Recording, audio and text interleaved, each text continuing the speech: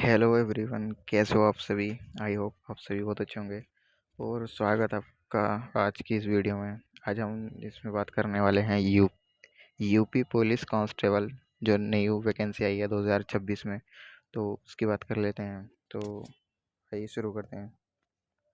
इसमें जो वैकेंसी आई है तो इसमें पोस्ट है 32,679, जो ये टोटल पोस्ट हैं इसकी। और इसमें जो फॉर्म स्टार्ट होंगे और लास्ट डेट क्या है। और आपको एक चीज़ का बहुत ध्यान रखना है कि बहुत सारे स्टूडेंट के साथ ये होता है कि उन उनके साथ जो है फॉर्म फिलिंग के टाइम जो साइबर कैफ़े वाले होते हैं, ये फॉर्म फिल करते हैं वो, तो वो बहुत सारी मिस्टेक कर देते हैं। तो उस चीज़ का आपको बहुत ज़्यादा ध्यान रखना है। जो नेम स्पेलिंग वगैरह या डेट ऑफ बर्थ, उसमें बहुत सारी गलतियाँ हो जाती हैं, तो आपको सही से फिल करवाना है। नहीं तो फिर बहुत ज़्यादा प्रॉब्लम होती है बाद में। तो इस चीज़ का आपको बहुत ज़्यादा ध्यान रखना है। तो इसमें बात कर लेते हैं हम, लास्ट डेट क्या है और ये सब। तो इसके जो फॉर्म स्टार्ट होंगे वो 31 दिसंबर 2025, यानी मतलब फॉर्म स्टार्ट हो चुके हैं, आप फिल कर सकते हैं। और इसके लास्ट डेट है 30 जनवरी। इसकी लास्ट डेट है 30 जनवरी 30 जनवरी 2026 इसकी लास्ट डेट है। और इसकी लास्ट डेट है फीस पे करने की भी 30 जनवरी ही इसकी लास्ट डेट है। आप 30 जनवरी तक ही फ़ीस पे कर सकते हैं। और इसमें अगर कोई जैसे गलती हो जाती है, स्पेलिंग मिस्टेक हो जाती है, तो आप करेक्शन कर सकते हैं। वो इसमें दिया है 2 फरवरी। 2 फरवरी तक आप जो है वो अपनी करेक्शन कर सकते हैं। यहाँ पर दे रखा है ये, आप 2 फरवरी तक आप करेक्शन कर सकते हैं।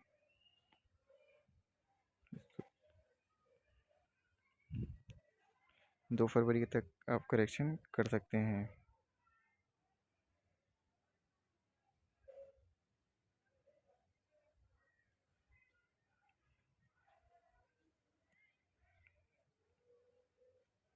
उसके बाद आइए हम बात करते हैं एग्ज़ाम डेट। अभी एग्ज़ाम की डेट आई नहीं है और एक एडमिट कार्ड भी नहीं आए, क्योंकि वो एग्ज़ाम से एक हफ्ता पहले ही आते हैं। और आइए बात करते हैं इसकी फ़ीस के बारे में।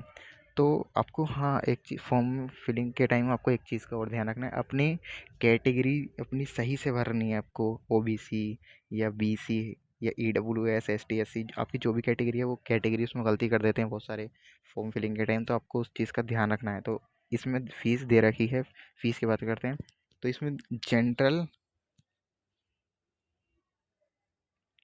इसमें जनरल, ईडब्ल्यूएस, बीसी और ईबीसी, इसकी जो फ़ीस है वो दे रखी है 500। जनरल, ईडब्ल्यूएस, बीसी और ईबीसी की जो फ़ीस है वो दे रखी है यहाँ पर 500। तो इनको 500 पे करना पड़ेगा। एसटी, एससी और ओबीसी के लिए है 400। यहाँ पर 400 दे रखा है। और आप पेमेंट किसी भी मोड से, किसी भी तरीके से आप यहाँ पे जो है फ़ीस पे कर सकते हैं। जैसे यहाँ पे credit card, debit card, credit card, net banking या कैश कार्ड है, या मोबाइल मोबाइल वॉलेट है, या आईएमपीएस, आप किसी भी तरीके से यहाँ पे आप फ़ीस पे कर सकते हैं। आइए हम बात करते हैं यहाँ पे एज लिमिट। एज लिमिट ये बहुत ही इम्पोर्टेंट एक फैक्टर है। तो आप इस चीज़ का बहुत ज़्यादा ध्यान रखना है। एज लिमिट ये देखते हैं। तो एज लिमिट यहाँ पे काउंट होगी 1 जुलाई 2025 से। 1 जुलाई 2025 की जिसकी एज 18 साल या जो 18 ईयर कंप्लीट हो जाती है, तो वो यहाँ पे फॉर्म फिल कर सकते हैं। और मैक्सिमम जो एज है फॉर मेल के लिए है यहाँ पर 22। यहाँ पर जो एज है मैक्सिमम वो मेल के लिए है 22 ईयर, और फीमेल के लिए है यहाँ पर 25 मैक्सिमम। और मिनिमम दोनों की 18 या 18 ही होगी। और एज रिलैक्सेशन का भी कुछ ऐसा है नहीं, वो दे रखा है इसमें कि कांस्टेबल पोजीशन पर दिया रेगुलेशन, उसके हिसाब से हो जाएगा। और यहाँ पर देखते हैं कैटेगरीज वाइज पोस्ट यहाँ पे दे रखी हैं। तो यूपी पुलिस कांस्टेबल की जो पोस्ट नेम है ये यूपी पुलिस कांस्टेबल, और इसमें कैटेगरीज वाइज और पोस्ट कितनी है, कौन सी कैटेगरीज में, ये दे रखा है। तो यहाँ पर देखते हैं हम। यहाँ पे जनरल की दे रखी हैं 13,093। यहाँ पे पोस्ट हैं। और EWS की दे रखी है 3264 और OBC की दे रखी हैं 8816 यानी कि 8816, वही सॉरी 8818। और SC की दे रखी हैं 6857 और ST की दे रखी हैं 647। और नीचे बात देखते हैं, यहाँ ये पोस्ट दे रखी हैं कैटेगरीज वाइज, ये पोस्ट नेम के हिसाब से यहाँ पे पोस्ट दे रखी हैं, आप देख सकते हैं यहाँ पे। और अब हम बात करते हैं एजुकेशन क्वालिफिकेशन के बारे में। तो अगर आप किसी भी बोर्ड से, आप किसी भी स्ट्रीम से, साइंस, आर्ट्स या आप किसी भी स्ट्रीम से आप 12th पास हैं, आप किसी भी स्ट्रीम से, किसी भी बोर्ड से आप अगर 12th पास हैं तो आप इस फॉर्म को फिल कर सकते हैं, आप एलिजिबल हैं। और अब हम बात करते हैं फिजिकल स्टैंडर्ड टेस्ट, इनके PST जो होता है उसमें किस कैटेगरीज की कितनी और किन की कितनी हाइट चाहिए, बॉयज़ की कितनी और गर्ल्स की कितनी। तो यहाँ पर बात करते हैं हम अनरिजर्व कैटेगरी और OBC और SC की।